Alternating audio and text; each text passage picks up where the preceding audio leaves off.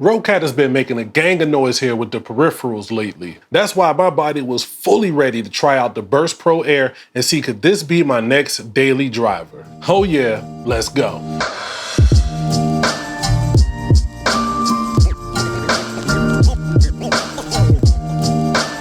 Now I've been using this mouse for a few weeks now, and you know when I do get the chance to game, I'm usually getting active in some sweaty first-person shooters. First and foremost, the build quality is immaculate. The soft touch feel across the palm and mouse click buttons, contrasting with the texturized side grip, is a quality comfortability combo. Now I usually prefer playing with an ergonomic grip, but this is one of the best ambidextrous units I've tried in a while. Now I don't have any experience with the wired non-pro version of this, but even though this is called the Burst Pro Air, it's slightly heavier at 81 grams. You can see the familiar Swiss cheese pattern that has become accustomed to lightweight gaming mice. Just know that this one has a tad more heft to it. For my big old hands, this was a non-issue. Now that weight may be caused by our good old friend RGB, because damn, this is a good looking mouse, especially in white. Will that help with your in-game results? Hell no, but you can snipe some fire social media posts with the right setup. Now when it comes to the day-to-day grind with this mouse, let's discuss how it fits in my hand with my actual playing style. I use a somewhat hybrid claw style and grip up to push the large end right into my palm.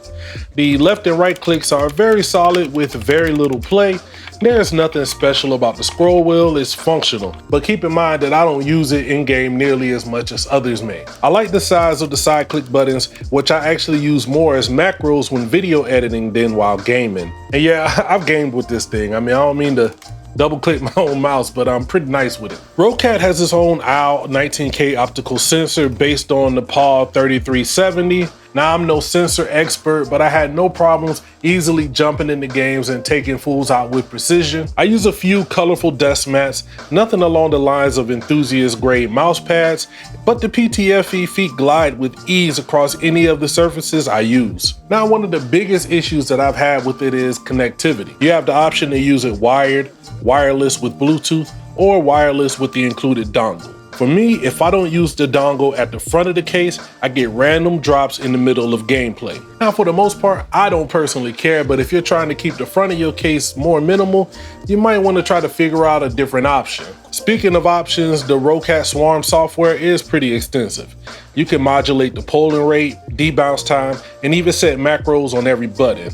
There really is very little you can't control, so if you like to fine-tune your mouse down to the smallest detail, I suggest you installing it. Now in the end, this is a strong contender for a great gaming experience. If you're into really light mice, there are better options, but for this combination of shape, build quality, and RGB bling, I can easily see this being the highlight of some TikTok setup videos. Now as for me, while it may not be my go-to daily driver, it will be my first option for gaming on the go. I feel like this will handle being tossed in and out of a bag like a champ. But now I need you to let me know down in the comments. Are you a mouse and keyboard gamer, or do you still use a controller? I got a video coming on this soon and I would love your feedback. If you're interested in picking up the Burst Pro Air, check the links down in the description and help your boy out. Also, why not use the other hand to help as well and hit the like and subscribe buttons. I'm gonna get up out of here, man. Get well, Cookie.